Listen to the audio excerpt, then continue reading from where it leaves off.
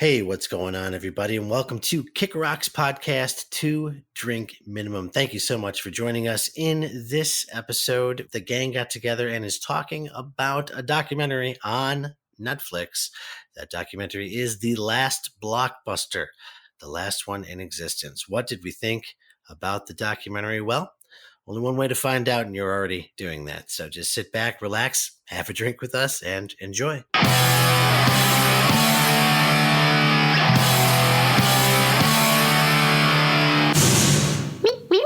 Well. Looks like Bill Miller didn't make it to this one. So Tony Marino here saying cheers, everybody. Cheers. Welcome to another episode of 2 Drink Minimum, Kick Rock's premiere podcast. Today, this is Tony Marino joined with Sergio.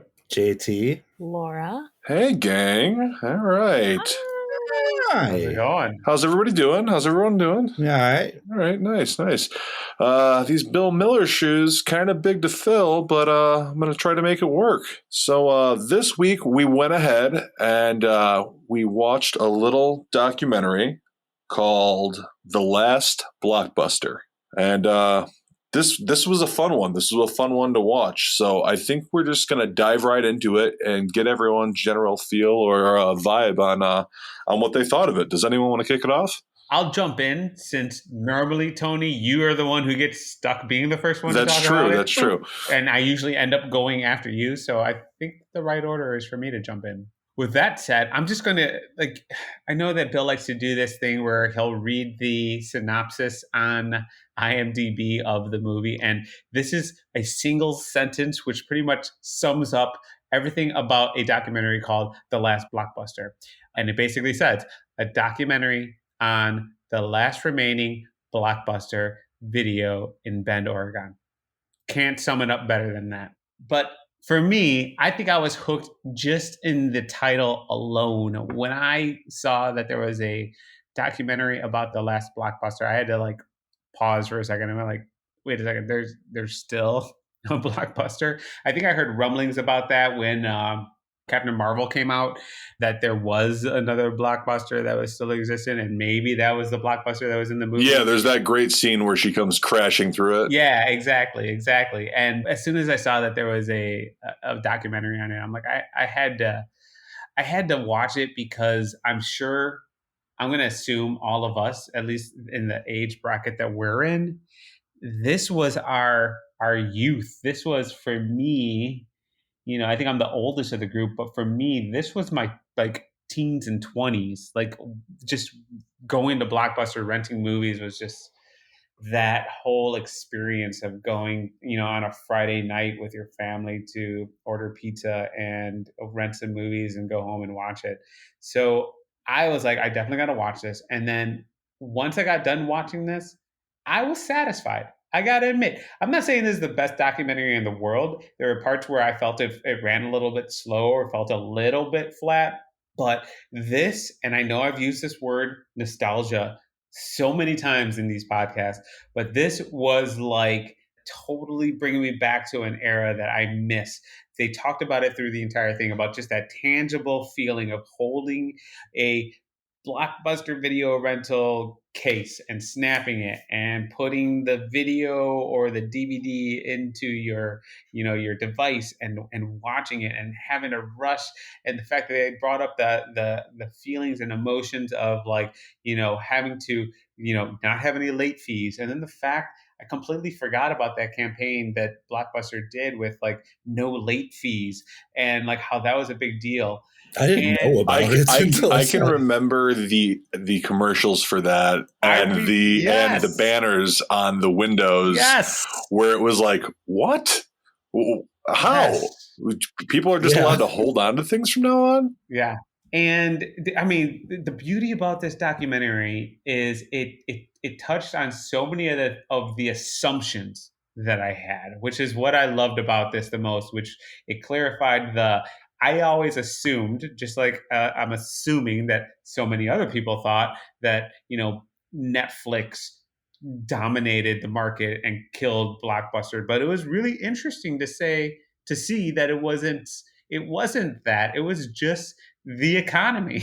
Yeah. The economy at that time, I don't want to spoil it for him, but the economy at the time, when they ended up going down, it was a product of a shitty economy. Were they overplaying it too, though? Because I feel like Blockbuster also like made bad decision after bad decision after bad decision, and that like even at the time, like when Blockbuster had their own Netflix style Service. delivery service, Yeah. that was nowhere near as popular. Maybe I'm just like, I don't know, like it's like incidental evidence or whatever. When like, you know, like it's just nobody I knew had that, but a lot of people I knew had Netflix. I only knew one person who was doing the Netflix mail-in thing. And I thought, oh, cool that they had that, but I wasn't doing it. I was still going to a Blockbuster or a Family Video or, you know, one of the mom and pop shops. I didn't get into Netflix until it was all digital. I did Really? the mail-in thing. I never did the mail-in thing. Yeah, I tried it probably later in the game. It was when I had graduated college and was living back in my hometown before moving here, when I tried to do the Netflix mail-in thing. And it was purely so that I could watch all of Sex and the City. And that's because I felt weird being like the only person I knew that had never seen it. I felt like I was in the right age bracket at that point to appreciate it. I think even more so if I were to rewatch it now, honestly. And I think it was trying to get me pumped up to move to a big city. But I did the mail-in service, but because of the queue, the way it's set up, where it's like if the one in like that was like next in your queue was unavailable, like the person didn't return it on time or whatever, then it would jump to the next one in line. Oh no, that doesn't help you at all. When you're trying to watch like a series in order, it doesn't really work. And so I got frustrated because I would have to hang on to season 3 for a ridiculously long amount of time until season 2 came in, because I think you could have 2 DVDs out simultaneously. Yeah. Well, it depended on which subscription you had. Oh, and I had the paid cheapest more, one, you get more. Well, I always have the cheapest version of everything. That's just my go-to. But I tried to do it, and then I very quickly was like, nah. And I didn't get, as you all know, digital Netflix until probably this time last year, because I haven't had a home with internet in it until this time last year. Right. Just want to throw that in there. Keep talking. Yeah. Sergio, you brought up the word nostalgia, and I think you have to for a documentary like this. Yeah. There were so many memories for me, just like, and they talked about it.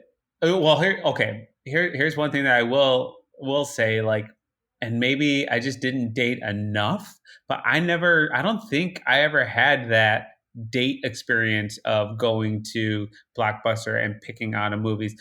I must have been I guess a bit of a loner, because I remember going to Blockbuster by myself and spending hours there to just get the movies that I wanted. And were a couple times where I would just like linger on a Friday or Saturday night in hopes that somebody returning something would be the something that I wanted. You know what I mean? Like, that was part of the game. I clearly remember being in there.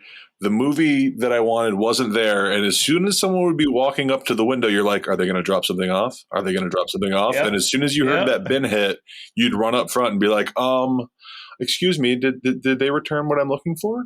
You know, and that was part of it. That really was part of the experience. You know, Exactly. in this digital age and on-demand age that we're in now, you know, when thinking back to this and watching this documentary, there was something romantic about being there and experiencing that and having to wait for it and appreciating it more when you found it. Or when Jess and I were watching it, she brought up, because she remembers when her and I would go to Blockbuster and pick out a movie for the night, where she'd be like, she'd be like, well, do you remember when we'd go in there and you'd look for something, then I'd look for something, and we get to like a new release wall and there was one copy left, and it was so exciting that we got that last copy, and we knew that we were going to go home and enjoy that, you know, and watch that movie together. And that's missing now. As convenient as it is to sit on my couch and say, okay, I'm going to pay $5.99 for this, or I'm going to wait till next week when it comes out for free, or whatever it is. Yeah. It does take away from something of being there and experiencing something, you know, tangible that we can, you know, touch and feel and experience firsthand, instead of just clicking okay to rent. You know what I mean? Like it's a different time now. Yeah. It's a better time, let's be honest. No, but you're totally right about that. Like, that'd be funny if they had like limited files available. It's like, oh no, there's no more MP. There's no more.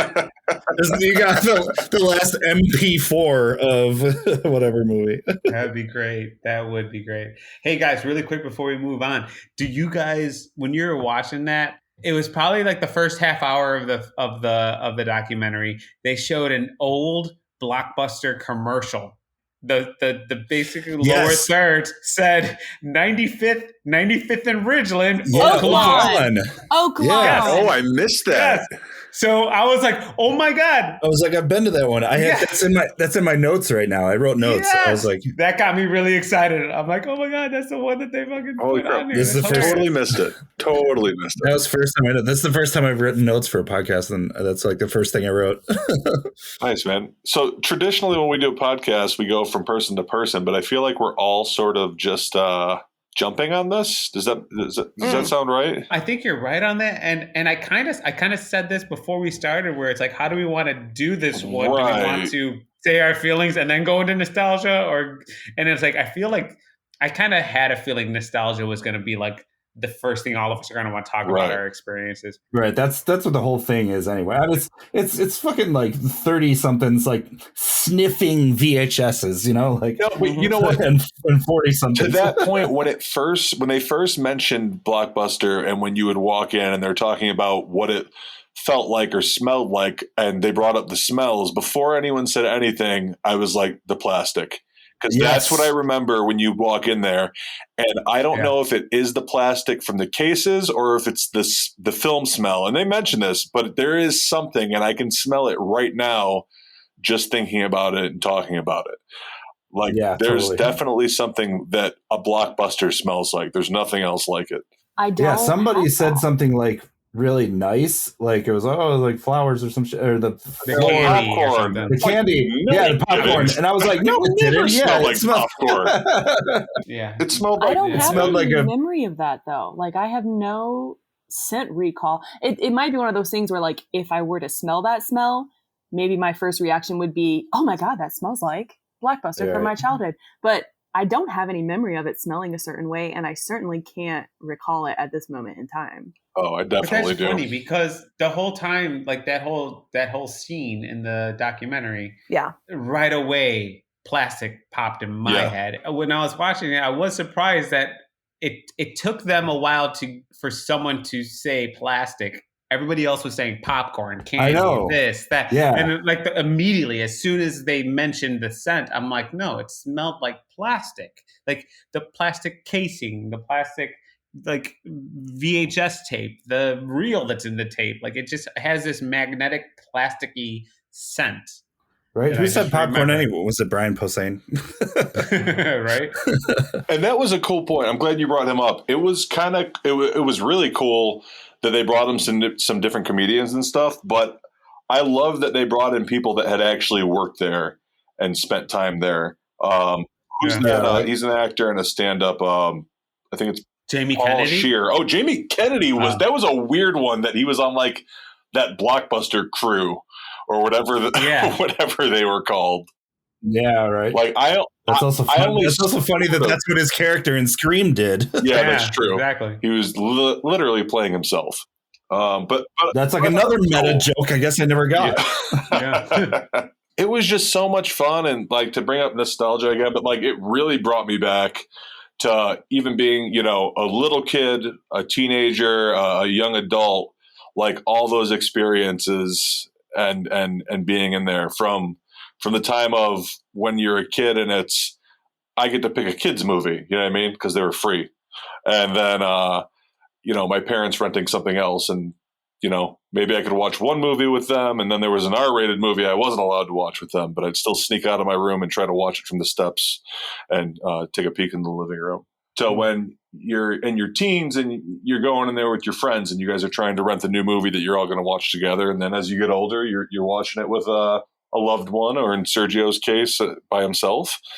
But it was a lot of fun, man, and it was sweet, and it was kind of sad, and it was interesting because I did think, Netflix killed Blockbuster. I didn't realize about the rise and fall of it.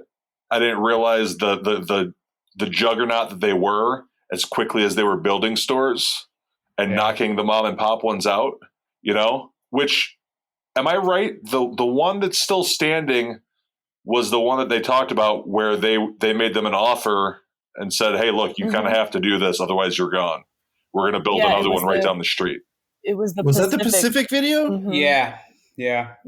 Well, that's what the Last Blockbuster is. It used to be the Pacific Video, and they got bought out by Blockbuster. Gotcha. Which I like that whole. It was actually, for me, it was really cool to just hear that whole background, like the whole history of it all. Because for me, when I was 8, 9, 10, that was the 80s, and I do remember. I remember the first time my household got a VHS player. I remember the first time my dad, got a membership to the local video rental place, which was called Video One. This is like 86, 87. And just the fact that if you didn't return that video, they would charge you like $150 because that's what that, tape costs at that time. And the whole backstory about in the 80s, it was like this, and you had to pay this astronomical price point for a film. And then all of a sudden you had this company called Blockbuster who, when they brought up that rev share comment, which was they developed the model of you give us the video for $2, and instead of it just being a purchase, you get a percentage of the rental income we make over time. And then that's pretty much what destroyed the mom and pops, because Blockbuster was the first one to think of this idea of profit sharing for the studios. Right. It makes sense that Blockbuster was the bully. Yeah. Blockbuster was the asshole. But they got to it first. Somebody was going to do that. You know what I mean? Exactly. Yeah. As long as we're on the detractor part of this, I guess I'll bring up the trauma guy, because he was just pissy that most of the chains wouldn't carry his fucked up B movies with pus oozing out of whatever the hell. Yeah, dude, that was hilarious when they said, "Can you introduce yourself?" He's like, "Well, why? Yeah, you don't know who I am." It was like, oh, this dude is so pissed off. Usually in these documentaries, people say there, and he's just like, whatever. No, but he made a point of how they briefly got into it, but it was mostly a Blockbuster nostalgia trip. So, but they did address that Blockbuster was also kind of there was no beaded section where so I remember because we had a ton of mom and pop video stores around Oak Lawn, and you know what I mean? I remember one time,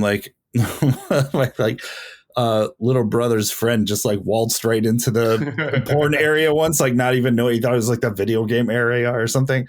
And he was just oh my God, you should have seen the things that were in there. It was so funny. He was I don't know. I was fucking 13 and he was 8. So it was extra hysterical.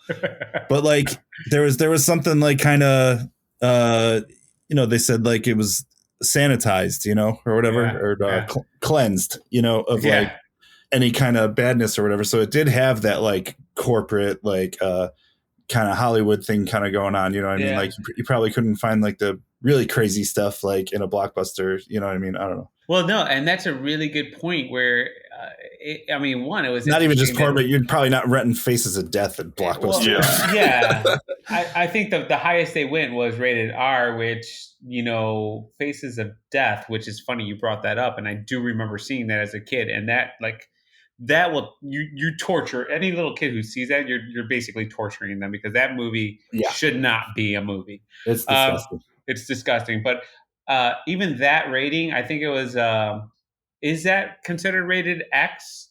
I know porn is X, but I think that was rated X or not rateable because of the fact of that it's just a horrific movie. It had nothing to do with sex, but it was, the mutilation of humans. And this Blockbuster pretty much had this rule, we're not going to go past rated R. And we're going to have this nice, clean, sterile environment, and we're going to put everybody in khakis and a blue polo. and it just had a totally different feel. I actually appreciated that part of the documentary where they made that joke about that sometimes the actors who were talking and they would say they remember how some people would walk in and be like, "Oh, yeah, sorry, are you looking for the beaded room section? Sorry, we don't have that here." Right. Which is like kind of funny that Blockbuster dominated not using sex, not using the extreme. They went the wholesome route and they dominated. Like that's actually kind of cool. It's cool. That's a double-edged sword for me. You know what I mean? Because it's really cool that they were able to do that without using that. But then at the same time, what if you are like a alternative lifestyle junkie and you want to like find stuff that like, you know, like isn't in the mainstream and you can't, there was no YouTube or whatever back then. That's when you go to Starship Video and go to the beaded section. Right. Exactly. This is all a moot point because like, I mean, I was too young to fucking even know what the hell shit was back then. That's true. Right. But, you know, I don't know. I'm just kind of riffing. But yeah, no, it was funny how the trauma guy was they had to have their naysayer in there somewhere. And I've seen some trauma films, but I was cracking up that I don't know if it was Toxic Avenger 2 or 3, but they clearly show how he hates Blockbuster because there's the full scene where they're shooting up a video store. And it was hilarious to me. They just get them talking about how Blockbuster refused to carry his movies, and out of spite, he created this entire scene where they're just destroying what looks to be a Blockbuster, which was hilarious. That is pretty funny. Now, we've talked about the nostalgia. We've talked about the corporate and the kind of the rise and fall of it. How about the mom and pop shop that was bought out that is still holding on in Oregon with that family that have worked at this their entire lives?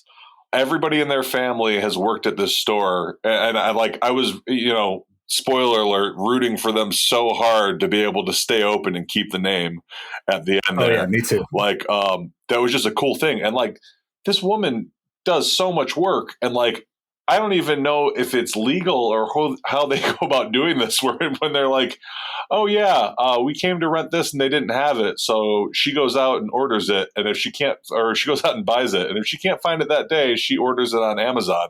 Like, is that how it's done now? You know what I mean? Like, obviously that's how they handle it there. But like, she's got a lot of hands on. She was knitting hats. They're making T-shirts there. It was wild. Yeah, that's true. I mean, they don't have like the backing anymore. You know, like there's not like a factory like making Blockbuster shirts anymore and shit like that. So I can't imagine there is. Or the fact that they're still using the same computer system. That was funny. That was crazy. Dude, she was like changing motherboards and stuff. Like it was wild, man. Yeah, that was nuts. Yeah, Sherry is a national treasure. Yeah, I mean that she seemed very small town mentality, but in the best way. Right, totally. Just in like a we're family, but not in a toxic we're gonna abuse you workplace version of family, but like a ride or die, like we're gonna support each other and this is a family business and I'm gonna teach you everything you need to know about being in the workforce out in the world and love and support you and bring your babies back for me to kiss. Like that was the sweetest part. And yeah, the steps that she's taken to go above and beyond and to make sure that the business stayed going. And I feel like that's just a testament to like good karma for good people. Yep. Because she's awesome. Yeah, I agree 100% because there were even times where in the documentary when they were talking to her and she was just like, she mentioned her conversation with her husband and she said that her husband's was like, oh, what happens if I retire and Blockbuster isn't closed yet? Because she made the statement that she's going to stick it out to the bitter end. And she was just like, well, I'm just going to be here. And I'm writing it out to the end. Like that's heart and that's awesome. And it's like, I honestly don't think this one Last Blockbuster, it would not be there if she wasn't at the head of it. Yeah, that's true. Agreed. You know, throw in any other person, it wouldn't be what it is. So it seems like this was like shot like in like 2019 or something. Like, does anybody know if it's actually still open right now, like due to Corona and everything? I know that in the credits they had like a mini mention of Corona, but I mean that could have been thrown in the edit at the last second. So yeah, I did some Googling immediately after watching this. Jess is like, I want to go there. And I'm like, sure, we'll figure out a way to go there at some point. And it's like, I would love to go there. But I did some Googling. It looks like it's still open, man. And I'm sure with the release of this documentary that it is just going to pull more and more people that want to go there and see it firsthand and walk through and get a t-shirt and show support and, send some cash flow their way. I first knew about it because I watch a YouTube guy called the Angry Video Game Nerd with a channel called Cinemassacre. That's really fun. He was kind of like the first YouTube star, really, like in the 2008 or whatever. But like he and his like friends after some convention or something like took a road trip to Oregon because I think they were in California or some shit, and they like drove up there and like went inside it and stuff like that. So I actually did see them do that. Like, so I knew that there was one, and I knew it was in Oregon, but I didn't know it. They didn't interview the lady or anything. It was just them renting a crappy movie, watching it on a laptop on their car, and then throwing it back. Like when Sergio first mentioned this documentary, I think it was last week, Alaska popped in my head because I had heard about the Alaska one. And I thought it was the last one in the United States because there was that whole thing with John Oliver hearing about this Blockbuster, and he got the props and wardrobe from Russell Crowe movies donated, which was like a really cool thing that actually happened. You know what I mean? Right. Like he posted on his show, they got in contact, and it helped the store out for a little bit, and it's kind of cool that stuff eventually made its way to this Last Standing store. Except the jockstrap. Which is interesting. I don't know where that one went. Russell's like, all right, well, I'm doing better now, so I need right. It's just a cool, fun documentary. And it's short too. It's not that I wouldn't have watched it if it was like a 5-part because it was fun, but I don't think it needed to be much longer than what it was. It really didn't. No. God, no. And I'm just saying, if it was 5 45-minute episodes, I would have watched it. But I think it's funny that it was on Netflix. That was really funny too. I was like, oh yeah, that's right. Yeah, I really enjoyed it. It was fun. 2 thumbs up from me. There's a couple things I wrote down. I wrote Oaklawn 95th, trauma funny guy. Oh my God, I forgot about this. Okay, so like, well, first of all, I used to like call like local video stores when like games would come out, like when Mortal Kombat 2 came out. Like I was like that jerk kid who like called the store every half an hour to be like, did someone return it yet? And then like eventually by my 10th call, like somebody like answered it and said, we don't have it yet, kid. Like hung up. I did that to Blockbuster a lot. So it was like, I was that like, God damn it, just get it in already. Like feeling, I don't know if anybody else was like, no, there was a level of resentment towards people because you knew someone just had it sitting at their house and they weren't returning it yet. Mm-hmm. But yeah, occasionally I was that guy who would be like, I need this, I need it now. So I'm going to keep calling until he happens. I don't know. I remember it was funny that they got bought out by Viacom at some point because like I remember they started carrying music at Blockbuster because one of the best days of my life, because I was like such an Offspring fan back in the day, was when Ixnay and the Ombre came out. I got it like the day it came out at my local Blockbuster, and it was like the last copy or something. Do you remember there was like a little mini island or whatever that had music on it? I don't know.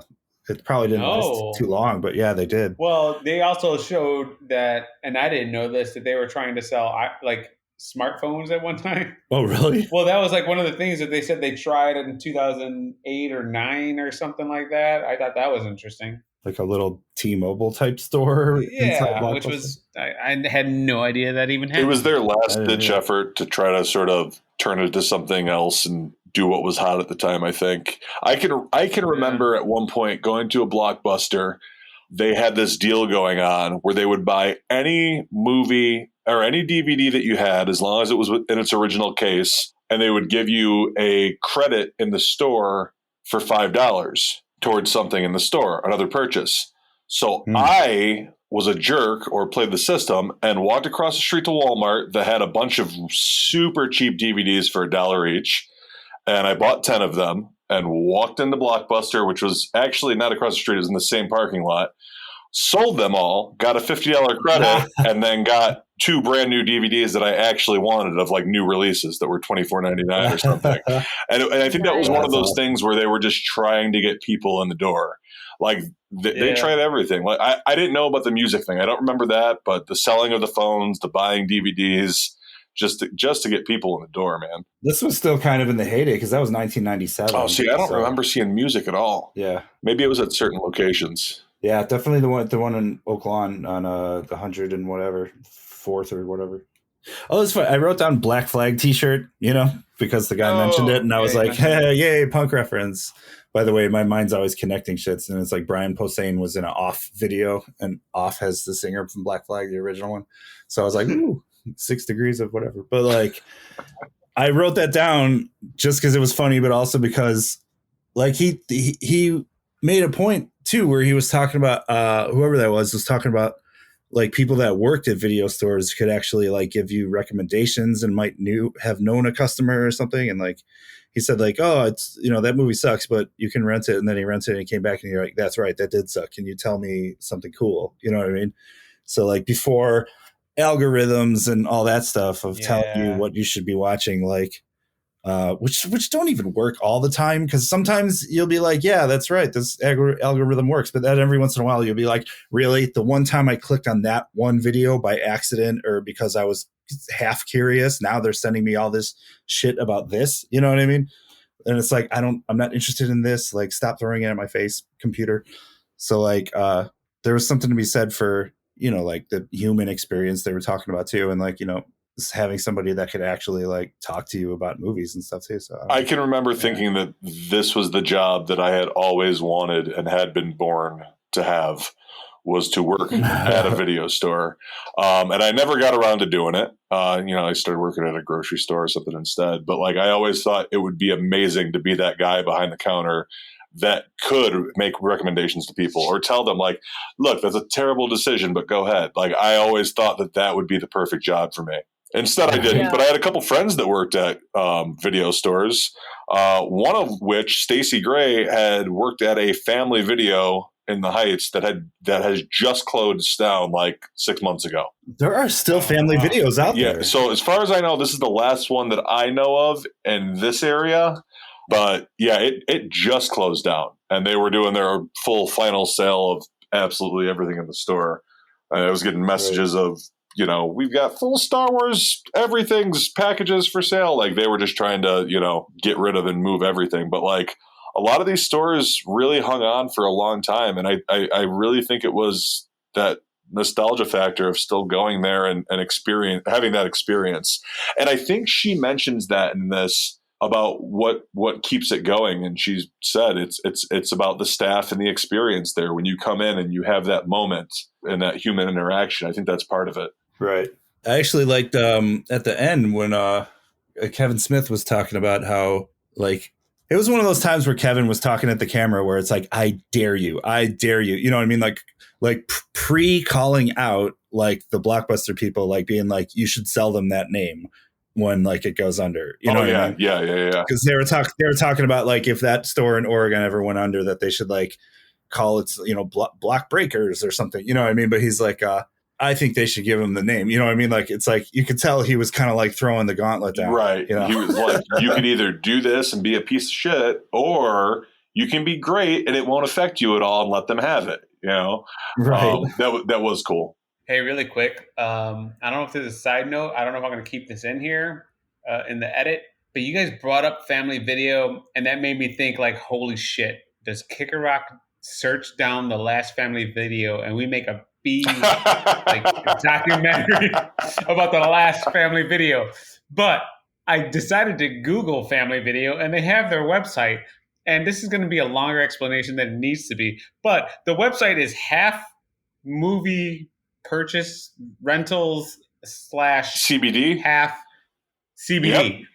Yep. And the crazy thing about that is I was going to bring up the fact that my sister lives in Medina, Ohio, and as of last year, because I drove out there a couple times last year during the pandemic just to bring my parents out to my sister's house, and the Family Video there was still open and a functional video store. There was one in South Haven, Michigan, too, when I was there. Yeah, and then this past, I want to say it was probably about 3 weeks ago, I drove my parents out there, and it closed. Family Video was closed, and it became a CBD store. But I don't know if some like CBD marijuana smoking like hippie guy decided, you know what, fuck it, I love Family Video, I'm gonna make this thing exist as a CBD store. And it all kind of makes sense because this website is just like, you can either buy a t-shirt that says Family Video and save the video store, or you can buy your CBD products online. It's kind of That's funny. The one in the Heights started selling CBD balms and oils and stuff, which I thought was super weird. So yeah, it's got to be something with that, or whoever owns the stock also owns this, and they're like, "Oh, we've got the storefronts. We might as well go ahead and sell this stuff too." It makes sense. It makes sense. I think they're just trying to stay relevant. Yeah. Because especially with marijuana being legalized in what, 2020 or 2019? Recently, 2020. At the very beginning, in right? Illinois, yes, but it's not legal in all states yet. Am I wrong on thinking that? Marijuana, THC, right. I think CBD might be legal everywhere. I think CBD is. I'm pretty sure, because you don't have to have any kind of medical proof or anything like that. It's to just buy a it. byproduct. It's not like you're so. actually getting high or anything. Yeah, so it just, to me... People use it for like anti-anxiety. Yeah, I mean, that sounds like just somebody that's trying desperately to keep their business relevant by adding in something that they know is popular and trendy, especially at a time when people are stressed and working from home and don't have to be in corporate and can vape all day or do whatever they want in their own home. I don't know. It's you can rent the Wizard of Oz here to watch with your Pink Floyd. It's free with any CBD product. So this kind of brings me to one last thing that I want to bring up, and it's kind of what Tony said a little bit ago. He said, like, him and Jess were like, "Oh, let's just drive and go there," and I had that exact same feeling where it was just like, man, I want to be inside a video store again, or like even thoughts of like, man, maybe I'll start up my own weird, quirky little like video store here and try to figure out how I can make this happen. But like, did anyone else have this feeling of like either wanting to rush to this store or just do something? Obviously, the emotion dissipated by like maybe 5 minutes after the movie ended.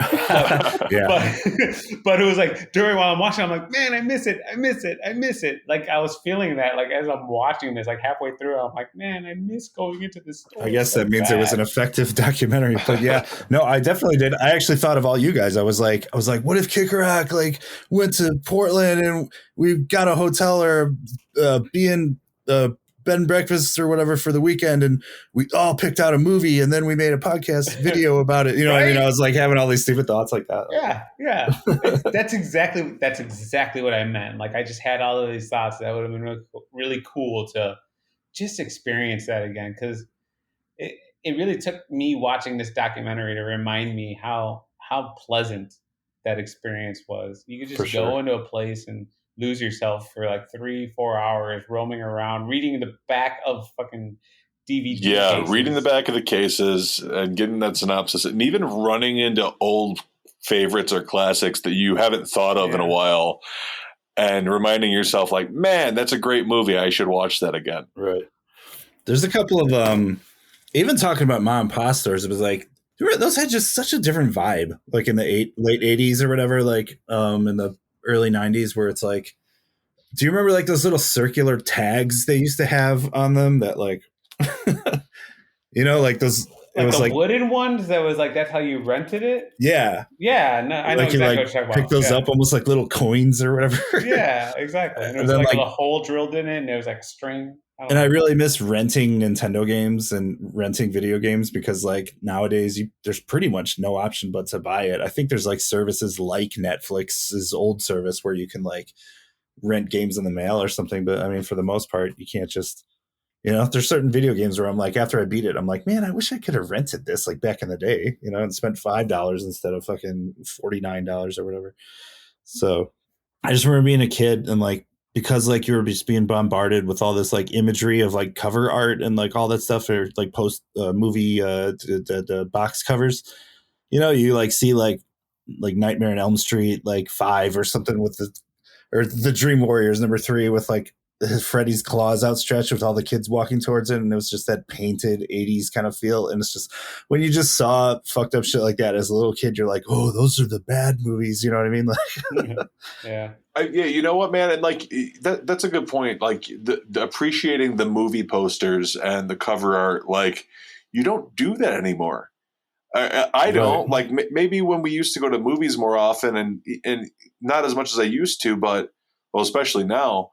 But even when you'd be going into the theater, coming out, the coming soon, you'd see a movie poster. But like in the Blockbuster, you got to appreciate all that cover art, you know, everything that went into that. And now we just sort of don't do that anymore. No, we don't. And even on Netflix, it'll be like a lot of times it's just like a crappy still. Yeah, it's a screen grab, and it's the thumbnail that they chose, you know? Yeah. Did anybody ever run across like just some like weird ass movies like that you just like look at, like you see the box for and you pick it up and you're like, what the fuck? You know, like when you used to be at. Can anybody think of a specific example? Because I can. There was one that was like, it was like a bunch of guys sitting around a woman, and like it was called, the movie was called Chatterbox. To this day, I can't even. I didn't think of it until just this moment. But it was like, and then like, they're all like putting their ear around like where her vagina is, and like the movie's called Chatterbox. Yeah, and like the tagline was beaded section, man. That sounds no. This was in the regular comedy section at Blockbuster, and it said like, she talks with her what? That was like the fucking tagline. Jesus Christ. I swear to God. Now I want to look this up to make sure I'm not like having a fucking fever dream and remembering this weird. Yeah, now I'm just kind of angry. Is that a real movie? Please. I don't know. I'm looking this up. It's the 80s, man. It was a weird, wild time. And that was in a Blockbuster. I could have sworn, yeah. Maybe it was Hollywood Video. Oh, I forgot. Hollywood Video was another big one. I remember when they first built a Hollywood Video, their interior design with the huge, Hollywood Hills and all sorts of classic movie stars posted up everywhere. It was cool. It was really cool to see that as a kid. Yeah. And like there was I'm actually talking about, but the big Hollywood, like the one that the Oak Lawn one would have been 95th and 52nd. My brother worked there, but there was another one like a mile from there that was like just called Hollywood Video, and it was like one of those just mom and pop places that just happened to be called Hollywood Video before the big one popped up. Man, Hollywood Video though, that didn't really get to last long. I mean, you didn't start seeing those till like 99. It was like, ooh, yeah, is that right? Got in the game a little late there, buddy. What, the time frame? Yeah, I didn't realize they came in that late. I'm pretty sure I didn't start seeing them until like the late 90s. Yeah, you might be right. It was kind of like if Blockbuster was Starbucks, that was like Caribou Coffee. You know what I mean? Where I'm like, oh, enjoy this while it lasts, you know? Yeah. Oddly enough, in Homewood, there was a Caribou Coffee next to a Hollywood Video. Same plaza, right there. And they were both gone shortly. There it is, Chatterbox, 1977. It's on IMDb. Oh God, 1977. What's the tagline and the log line for that? I swear, she talks with her what? I swear to God. That's what it is. I just remember, you know what I mean? When you're 12 and like, you know, you and your friends just like find shit like that, you're like dying laughing, and then it becomes an inside joke between the two of you, like that kind of shit. There was another one called a Nymphoid Barbarian in Dinosaur Hell. That's probably my all-time favorite movie title. No, we're not ending it there. We got to say something else because that's fucked up. Awkward turn there, JT. It was only awkward once you all shut up. Well, I will say that I don't have as many emotional, visceral memories of Blockbuster as you guys seem to have. My emotional connection to movie nights is the mom and pop place in my hometown. I don't think I was aware of Blockbuster until I was much older, probably under the influence of friends. And I think probably the reason why we didn't, as a family, subscribe to that was the astronomical late fees and the fear of that. Because we tend to keep things a little simpler in my family and a little more, I don't know, like local. I just remember all my fondest childhood memories are going to the library every week with my mom and picking out records to listen to and books. And then Friday night was the video rental, but it wasn't a Blockbuster situation. So I don't think that really came into my life until probably high school. Gotcha. Yeah. So I don't have as many fond memories. I think the irony of the situation is pretty cool. I love the fact that it's being kept alive by a matriarch who is very obviously like just awesome and and loving and innovative and kind and sweet. I do have my Blockbuster card, which I think I mentioned last week when we were pitching this idea, that I kept it just for fun. I found it when I was moving into this space this time last year and doing my annual purge of unnecessary things. I was like, no, I'm going to keep this forever.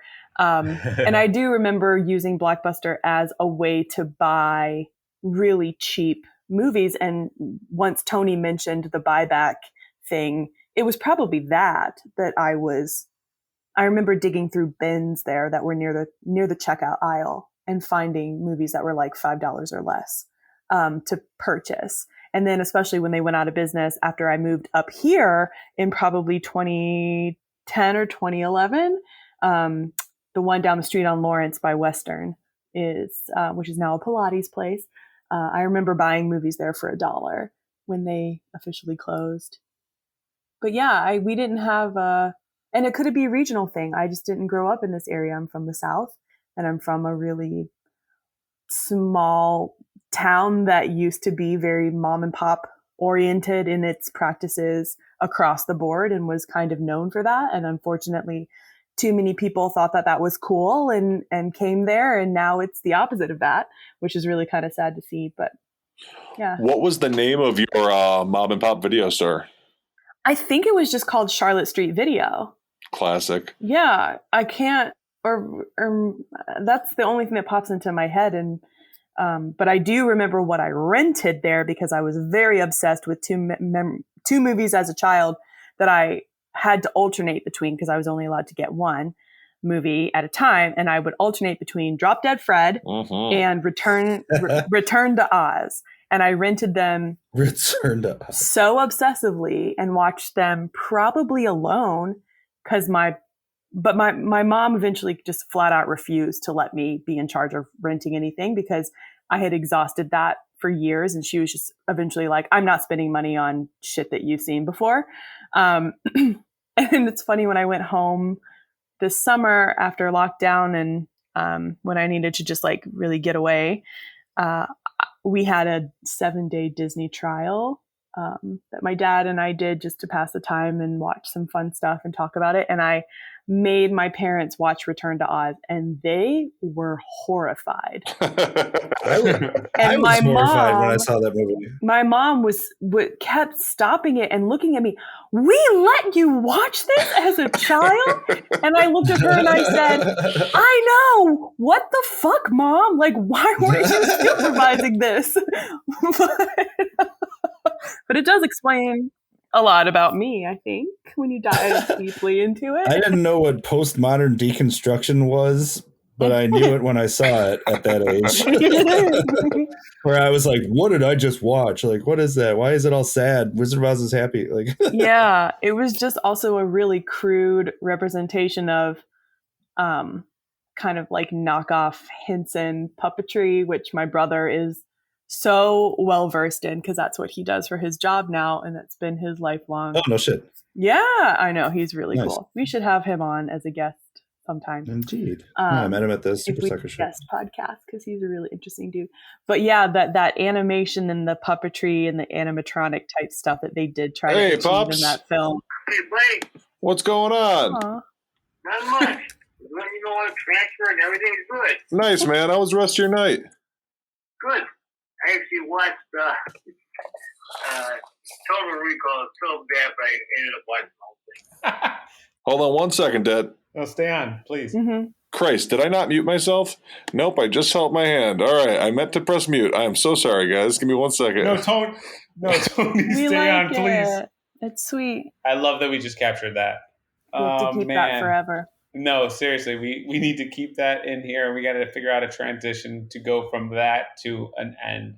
Yeah, that was really cool. He's getting a call from his dad, and his dad's talking about Total Recall. Yeah. And the fact that he's like, it sucked, but I had to finish it. That's definitely a Tony Marino thing to do. That's something I would do. Hell, let's face it. So, sorry about that, guys. I thought I pressed the mute button, but apparently I didn't. So, you got a little bit of Skip Marino there, telling you his thoughts on Total Recall. I think I might remember renting that from Blockbuster. So, in a nutshell, I'd say that all of us enjoyed this documentary, The Last Blockbuster. If you have not seen it yet, please go out and watch it. It's available for streaming on Netflix right now, and it was just a lot of fun to watch. So yeah, anybody got anything they want to add before we wrap it up? Bill's really good at wrapping up, but this is my first time. So anyone? I'm going to check out Chatterbox, but Just the most awkward thing to circle back to when we weren't sure how to get away from that earlier. Well, thank you again to everybody for listening to our podcast, 2 Drink Minimum. And hey, Tony Marino, myself, why don't you take us out? Sure, me. This has been Kick Rock's podcast, 2 Drink Minimum. We've been talking about the amazing documentary, The Last Blockbuster. So check it out. Chicka chicka bow wow, cow now. Rent blockbusters for now wow. Zow wow. Blackbuster, Mr. And that's going to do it for this episode of 2 Drink Minimum, The Last Blockbuster. What did you guys think of that movie? I'll tell you really quick, because I was sadly not able to be a part of this one. I'm very jealous. I thought it was an excellent podcast, and the gang did wonderfully. I liked it. I enjoyed it.